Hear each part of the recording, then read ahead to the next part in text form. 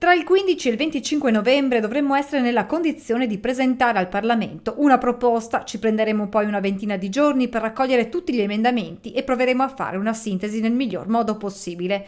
L'annuncio arriva direttamente dal Ministro per gli Affari Regionali Francesco Boccia, che stringe i tempi dell'iter sull'autonomia già nelle prossime ore, un ulteriore passo. Farò l'audizione per l'indagine conoscitiva sul tema della Commissione Finanze della Camera, stavo aspettando il passaggio di oggi per trasmettere formalmente alle commissioni parlamentari. Trasmetterò formalmente oggi gli atti. Quindi. Il Ministro ha spiegato come il principio della perequazione in un'ottica di autonomia differenziata debba essere garantito. Devo dire che Zaia ha fatto un passo in avanti perché oggi il modello di perequazione che la Regione Veneto ci ha proposto è esattamente quello che diciamo noi.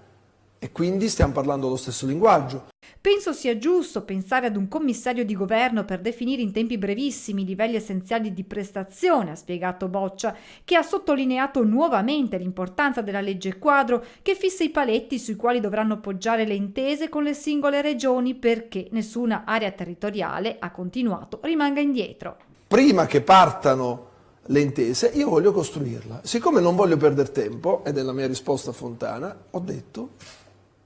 L'ho indicato come collegato alla manovra e quindi teoricamente un DDL per il 2020. Però, siccome ci sto lavorando dal primo giorno in cui mi sono insediato, io penso di poter dire di essere pronto ad approdare in Parlamento durante la discussione sulla manovra. La legge quadro, io vi garantisco che arriva in Parlamento entro l'anno. Legge quadro fondamentale dunque per il ministro Boccia, ma che non convince il governatore Zaia. Ministro, parla di legge quadro, non venite a chiedere a me che cos'è questa legge quadro, perché nessuno l'ha capito.